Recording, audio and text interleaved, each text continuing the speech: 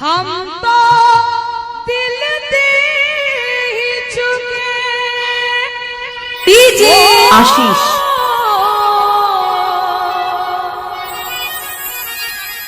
हम तो दिल दे ही चुके। बस तेरी हाँ है बाकी। थोड़ा सा डीजे आशीष परसिया उधर थोड़ा सा प्यार हुआ है। थोड़ा सा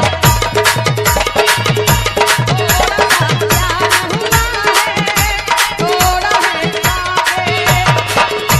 थोड़ा सा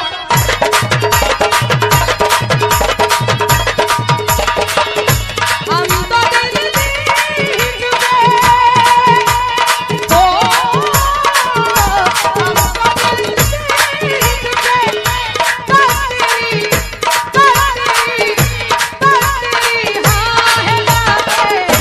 डीजे आशीष परसिया उधर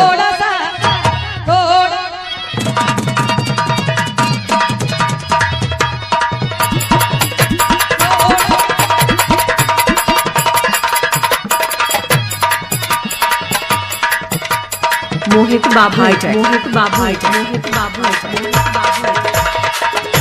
थोड़ा सा प्यार हुआ है। थोड़ा है बाकी। थोड़ा सा प्यार हुआ है। थोड़ा है आशीष बाबू आशीष बाबू आशीष आशीष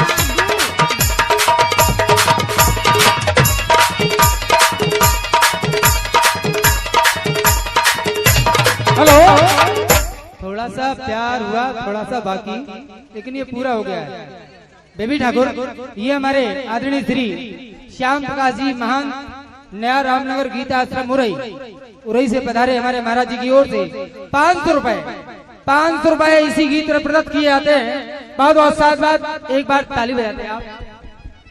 बेबी ठाकुर आपको बहुत अच्छा सुनाइए। थैंक शुक्रिया। थोड़ा सा डीजे आशीष परसिया उधर आशीष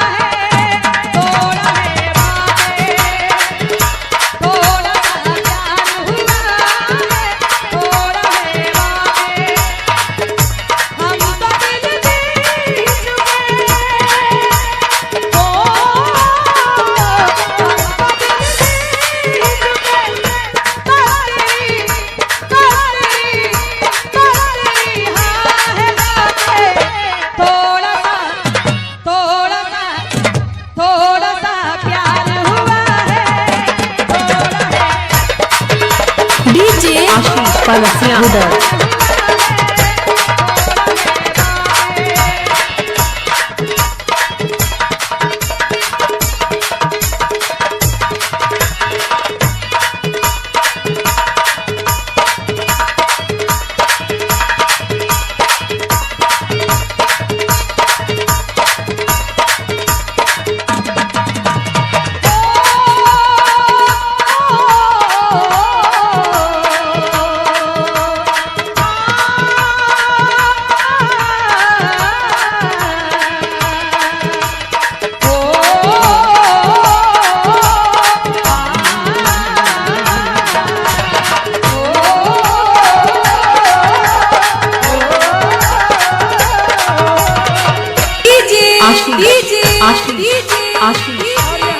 परसिया गुदर परसिया गुदर परसिया गुदर परसिया गुदर हमारे ललाट तिवारी कहरा 1000 रुपए 1000 रुपए हमारे ललाट तिवारी कहरा हमारे कुंवर बब्बू राजा कुंवर बब्बू जी की शादी में हमारे सभी मित्र आए हुए हैं। 10 में माहौल है, सभी खुश हैं। और ये 1000 रुपए आपके लिए आया। थोड़ा थैंक शुक्रिया मेहरबानी। कौन सा मोड़ आया जिंदगी के सफर में। कौन सा मोड़ आया जिंदगी के सफर में। बस गया तू ही तू अब तो मेरी नजर में। दिल की हर एक धड़कन दिल की हर एक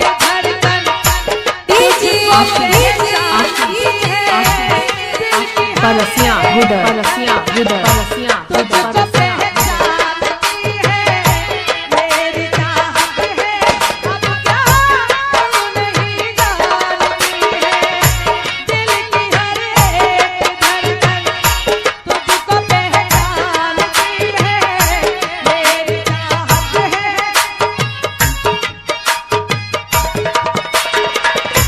मैं तुझे जान गई हो तुझको पहचान गई फिर भी तेरी हाँ है बाकी थोड़ा सा मोहित बाबू परसिया मोबाइल नंबर 8356840357